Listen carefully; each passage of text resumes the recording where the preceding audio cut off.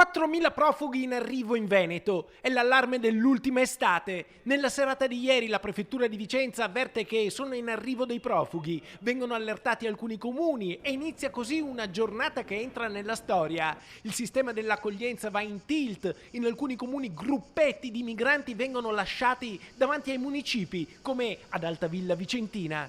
Sì, alle 10 circa ci siamo trovati accoccolati nei gradini del municipio.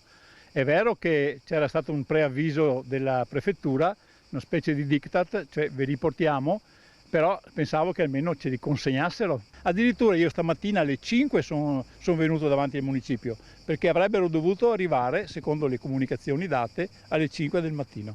Invece si è alzato, ha fatto una alzataccia per nulla perché poi non li ha trovati, in cambio dopo qualche ora se li è trovati lì sui gradini del municipio. Esatto, è passato un pulmino veloce, li ha scaricati, qualcuno l'ha visto e abbiamo visto questi ragazzi accoccolati nei gradini, anche non del tutto in forma, insomma. La modalità si ripete anche in altri comuni del Vicentino. Qui siamo a Sovizzo. A pochi metri dal municipio, che è qui accanto, davanti alla posta, su una panchina sono stati lasciati alcuni migranti. Ecco, qui in questo momento ce n'è uno che si sta rifocillando. Lei è della Caritas.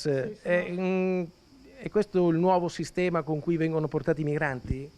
No, no parole, non so cosa dire, penso che chi sarà preposto darà delle spiegazioni. Noi intanto come Caritas ci stiamo attivando così per dare un primo aiuto, un primo soccorso. Intanto nel suo ufficio il sindaco Paolo Garbin sta scrivendo una lettera alla prefettura in cui spiega le evidenti difficoltà in cui si trova il comune di Sovizzo nel trovare un'accettabile sistemazione per i profughi lasciati davanti al municipio. Di fatto noi dobbiamo anche curare queste persone e avere anche a cuore il fatto che sono delle persone e non dei pacchi postali.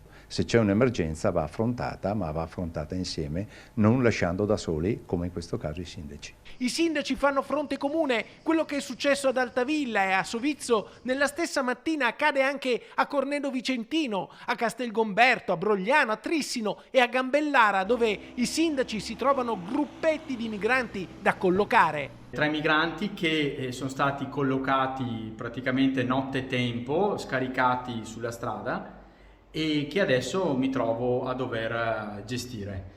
Una operatività che lascia senza parole, ma soprattutto una mancanza di dignità umana rispetto e verso queste persone. Certo che noi non abbandoniamo le persone per strada, tuttavia questa modalità di gestione dell'immigrazione non è accettabile ed è una mancanza di rispetto che non avevo mai visto nei confronti della popolazione di Castelgomberto e nei confronti degli stessi migranti, che vengono trattati letteralmente come pacchi. Giovedì il prefetto ha convocato i sindaci del Vicentino. Sarà una giornata ad alta tensione. I sindaci arriveranno con le loro ragioni. L'accoglienza è sempre più complicata. Il sistema rischia di andare in tilt.